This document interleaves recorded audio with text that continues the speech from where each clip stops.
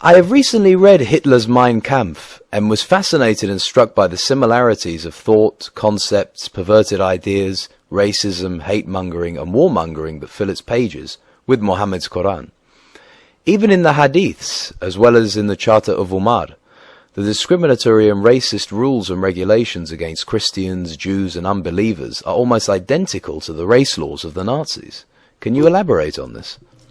People who have not read the Quran and Mein Kampf will find it extremely difficult to accept what you have just said. Unfortunately, the facts based upon the two books show remarkable similarities, as I shall proceed to show with all the relevant references. Only miles and years distinguished Hitler from his mentor, Muhammad. Der Führer's methods for accomplishing his madness were identical to their prophets. Mein Kampf 676. Men must threaten and dominate men by compulsion. Compulsion is only broken by compulsion, and terror by terror. The lever that coerces compulsion is terror. Hitler simply followed Muhammad's path. Bukhari 4.220. Allah's apostle said, I have been made victorious with terror. Mein Kampf 677. Since our view of life will never share power with another, it cannot cooperate with the existing doctrines it condemns.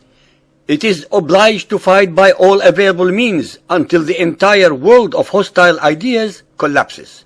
Throughout the entirety of the Islamic era, we have heard a singular battle cry. Bukhari 4.386. Our Prophet, the Messenger of our Lord, ordered us to fight you till you worship Allah alone. Both men envisioned an eternal battle and total submission. Mein Kampf 677. This corrosive fight for the new program and new view of life demands determined fighters and a forceful fighting organization. The recipe for a favorable result requires the formulation of a declaration of war against all existing order and against all existing conceptions of life in general.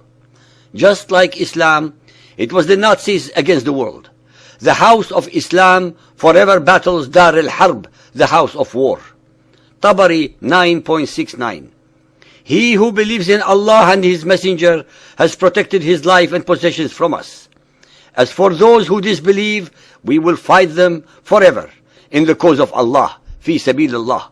Killing them is a small matter to us. The Nazis usurped Muhammad's dogma. The recipe of submit and obey was perfect for empowering Hitler, their tyrant. Mein Kampf 679. The strength of a party lies in the disciplined obedience of the members to follow their leadership. The decisive factors are leadership and discipline. When troops battle one another, the victorious one will be that which is blindly obedient to the superior leader. Ishaq 601. The best men launch spears as if they were swords. They devote their lives to their prophet. In hand-to-hand fighting and cavalry attacks, they purify themselves with the blood of the infidels. They consider that an act of piety. It is hard to distinguish which doctrine was more fixated on violence. Mein Kampf 680. In order to lead a view of life to victory, we have to transform it into a fighting movement. Ishaq 587. Our onslaught will not be a weak, faltering affair. We shall fight as long as we live. We shall fight until you turn to Islam, humbly seeking refuge. We will fight not caring whom we meet. We will fight whether we destroy ancient holdings or newly gotten gains. We have cut off every opponent's nose and ears with our swords. We have driven them violently before us at the command of Allah and Islam. We will fight until our religion is established, and we will plunder them, for they must suffer disgrace. Like Muhammad, Hitler seduced men before he coerced them. He made promises but never delivered. The following Islamic concepts made Hitler's list in Mein Kampf: abrogation, annulment of treaties, confiscation of war booty, distribution of spoils, the parties cut off, fifth, al-khums, conquest, expulsion of non-believers, Jewish businesses to be looted and divided, Jewish land to become communal, Jews to be punished by death, the establishment of the laws of Der Führer, the formation of an army, restrictions on journalists, and the recasting of Christianity. Apart from time and place, Der Führer's list was an awful lot like Der Prophet's. Mein Kampf 698. The Nazis must not become a bailiff of public opinion, but its ruler. It must not be the masses' slave, but their master. Muhammad wasn't much of a listener either. Quran 47.21.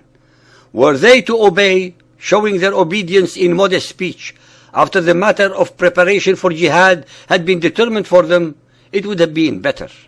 If the definition of propaganda is artful deceit, Hitler and Muhammad were grandmasters. Mein Kampf 701. On behalf of our view of life, I will strike the weapon of reply from the enemy's hand personally. And how might Hitler accomplish this? Mein Kampf 702.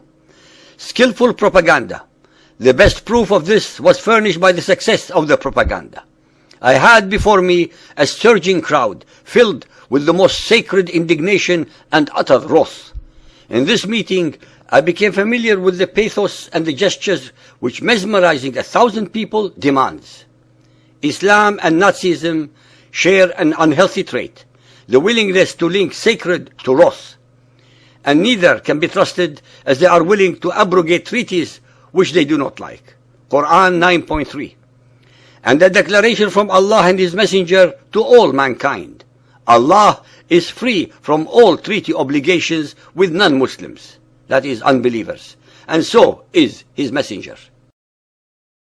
Confirming the role of seductive verbal expression in achieving victory, Der Führer said, Mein Kampf 704, the emphasis was put on the spoken word because only it is in a position to bring about great changes for general psychological reasons. Enormous world revolutionary events have not been brought about by the written word, but by the spoken word. Bukhari 6.662. Allah Apostle said, some eloquent speech is as effective as magic. Bukhari 9.127. The Prophet said, I have been given the keys of eloquent speech and given victory with terror. So the treasures of the earth were given to me. The study of Islam, like Nazism, is an expose on gang mentality, uncorrupted by Islam or left free to choose. Few, if any, Arabs would have been capable of perpetrating such horrific deeds. Yet as part of Muhammad's gang of ghouls, they fed off each other's rage. Mein Kampf 845. Nazism must claim the right to force its principles on the whole, and educate everyone about its ideas and thoughts without regard to previous boundaries. This is an order to impose Nazism on the world and then to indoctrinate the victims. Bukhari 4.196. Allah's Apostle said, I have been ordered to fight all the people till they say, none has the right to be worshipped but Allah. Islam and Nazism seduced a sufficient number of men to become popular enough to build a coercive militant force. Both usurped pagan traditions to condition adherents and then establish absolute authority over them. By emancipating his indoctrinated followers from Muhammad's legacy, we free them and ourselves from its scourge. The clues in Mein Kampf that the Nazis were intent on world conquest were not less clear than those found in the Quran. Mein Kampf 953. The German needs only to be given land by the sword. Bukhari 4.288. Expel disbelievers from the Arabian Peninsula. Quran 2.191. Slay them wherever you find them and catch them, and drive them out from where they have turned you out. When will the world learn to read the words on the page? When will we come to understand that tolerating evil leads to disaster? Islam and Nazism are intolerant dictatorial fighting machines. I can recite you any of 1,000 Quran and Hadith quotes to match these, but instead, I would like our listeners to contemplate the overwhelming similarity of the message, the motivation, and the means Hitler and Muhammad used to attack mankind. Then consider the catastrophic consequences of ignoring or even tolerating Islam's jihadi message.